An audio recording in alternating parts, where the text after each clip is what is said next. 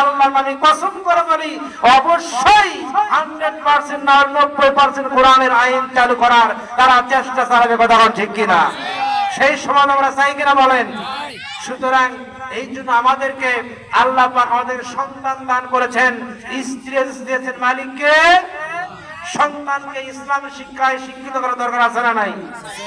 এখন বর্তমানে পিতামাতা একেবারে ভয় আতঙ্কিত হয়ে থাকে।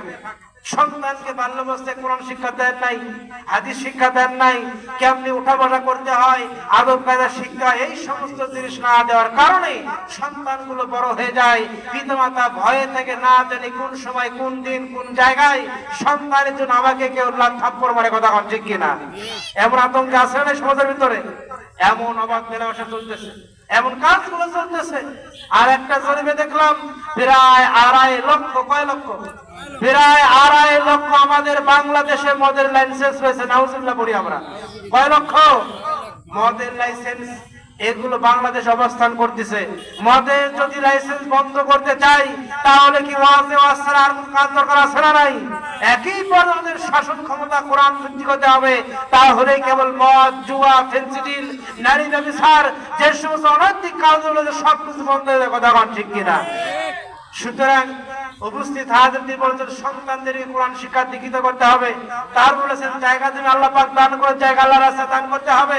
তারপরে তিনি বলেছেন যে আল্লাহ পাক আমাদের সম্পদ দান করেছেন, সম্পদগুলো আল্লাহর রাস্তায় ব্যয় করতে। কথা ঠিক না? দরুদ পড়ি। আল্লাহুম্মা সাল্লি আলা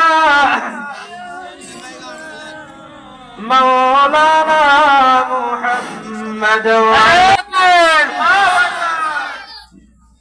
যাই হোক, আমাদের মাঝখানে সম্মানিত দ্বিতীয় মেহমান চলে এসেছেন। আসলে দুঃখের বিষয়, এখনো আমরা কোরআনের মাঠ ধরাতে পারলাম না। কথা ঠিক কিনা? আমি কমিটি ভাইদেরকে বলবো, আপনারা দায়িত্বরত আছেন, আজকে অন্তত পক্ষে আপনাদের কাজ হলো আপনার সেই মেলাগুলো বন্ধ করে দেওয়া। কথা ঠিক কিনা?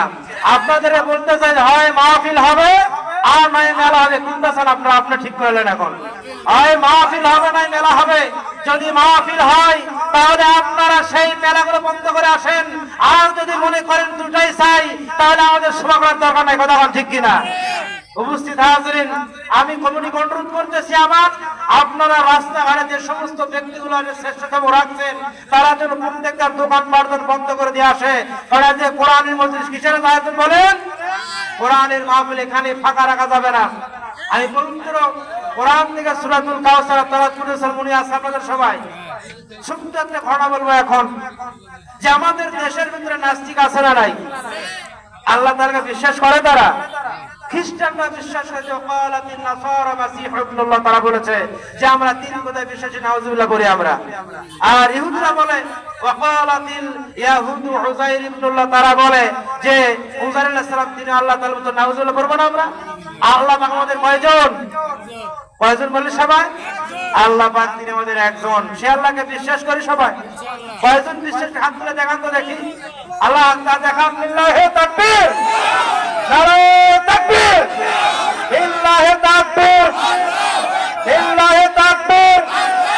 আল কোরআনের আলো, আল হাদিসের আলো সংশোধন করে দাঁড়াতে হবে। আমরা সারা জীবন ঘরে যাচ্ছি। কথা ঠিক কিনা? এখন সংসদ দিতে হবে। কথা সংসদের দরকার আছে নাই? লিল্লাহি তাকবীর, নারে তাকবীর।